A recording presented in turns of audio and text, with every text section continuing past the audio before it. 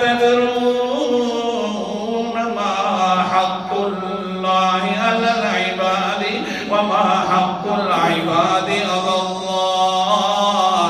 اے ماد جی تجھے پتہ ہے کہ اللہ کا حق بندے پر کیا ہے اور بندے کا حق اللہ پر کیا ہے.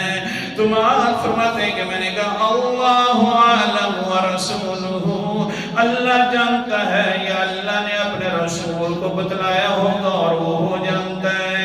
آگے سے فرماتے ہیں سنو بعد پھر ما حق اللہ علی العباد، بندے کا حق، اللہ کا حق بندے پر یہ ہے.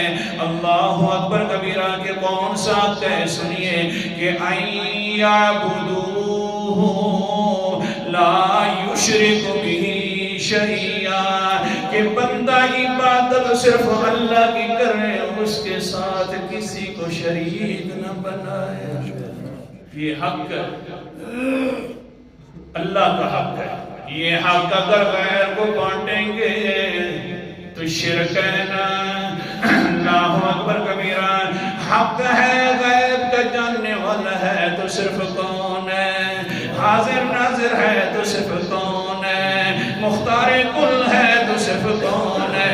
داتا ہے تو کون ہے؟ دستگیر ہے تو کون ہے؟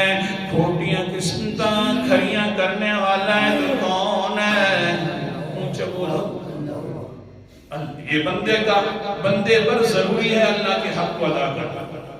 میں نے کہا اللہ کا رسول جی اچھا پھر فرماؤ نا اللہ کا حق کیا؟ تو پتہ چل گیا. اب اللہ کیا بندے کا حق کون سا ادا کرتے ہیں؟ فرمایا ما حق العباد اللہ. اللہ نے بھی پھر ایک حق بندے کے اوپر ضروری کر دیا ہے کہ میں اس کو ضروری دوں گا. کون سا ہے؟ کہ اللہ یعذبہ من لا یشرک بہ شیئا، کہ میں ایسے بندے کو عذاب نہیں دوں گا جو